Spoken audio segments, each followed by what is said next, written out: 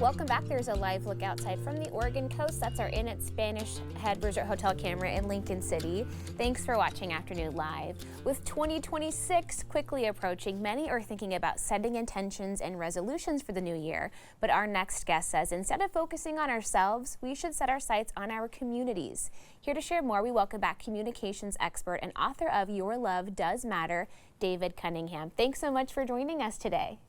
How wonderful. Hello to you and to everybody watching. Well, I like this kind of flipped perspective that you have on this, because sometimes when you reach out and make connections with others, you kind of feel the benefits as well.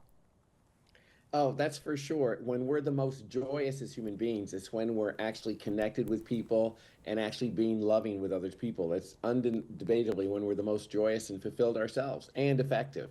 You've got some great ideas for us today. Tell me about the idea of our love footprint and increasing that love imprint this coming year. Yeah, just like we have a carbon footprint, let's consider we have a love footprint. In other words, every time we leave an interaction, whether it's a 30-second interaction with a clerk in a store, it's a 2-hour dinner with our family, or we work side by side with a colleague for a year, every time we leave something behind. Do we leave behind argument, righteousness, judgment, or do we in fact leave behind love? So that's what I'm calling our love footprint. And we can actually pay attention to that and put that in our consciousness. Like, what is it that I'm going to leave behind when I leave this interaction? So how about dedicating 2026 to a year of an ever-expanding love footprint? Wherever I go, whoever I'm with, I leave a great love footprint. That's a great intention to set. Okay, tell me about healing relationships with others and looking inward kind of to start that process. When we're free, we love. That's my assertion. When we're free from what? Free from resentments, free from judgments, free from fear, and particularly also free from self-criticism, we naturally love. Now, we've gotten used to judging. We've gotten used to resenting people, but that doesn't mean just because something's become normal, it's natural. So the job is to never try to become more loving. The job is to free ourselves from that which keeps us from being loving in the first place, what closed our heart. So to be able to put aside those judgments, whether it's about ourselves or about others, put those aside, put aside those resentments. And when we do, we find our hearts opening back up and we're naturally loving. Well, and then that big E word, empathy, that can come in and fill the void that judgment left behind. That's right. And that comes from listening. And listening to people, not from who's right and who's wrong. See, one of the things that's happened in our society is being right has become all important. And so we're often concerned in the conversation, are we the right ones?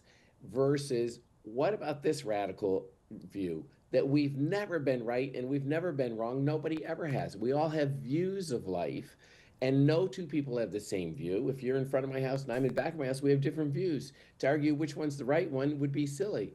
So to be in conversations, interested in each other's views of life and never concerned at all about which one's the right one, because no view is ever the right view. Well, and that brings us to listening and practicing patience, right? Sometimes it can be really tough to just let somebody finish their thought when you're already all fired up about your response. It sure is, isn't it?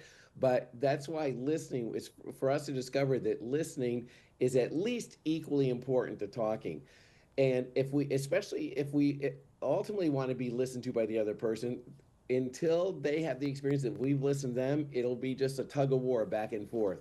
So just listening and having the other person have the experience like we heard what they said and we have considered what they said, then they can listen to us. So listening is at least important, it's not more important than what we have to say. Well, and I like this thought that you share. Before you respond, ask if they are willing to listen to you, and then you can find out, hey, are you willing to play ball here and take this equal exchange with me? And again, if I'm in the conversation and I'm listening for, do I agree or disagree? Are they right or are they wrong? That conversation is not going to go well at all. So it's important not to listen for, do I agree or disagree, but to listen for, how does this person see life? And what life does that give them, given they see life that way? It leads to compassion, to empathy, to understanding, and the other person appreciating being heard. Yeah, all good stuff. This is a great way to set off our intentions and goals for the new year. Thank you so much for stopping by and sharing with us today.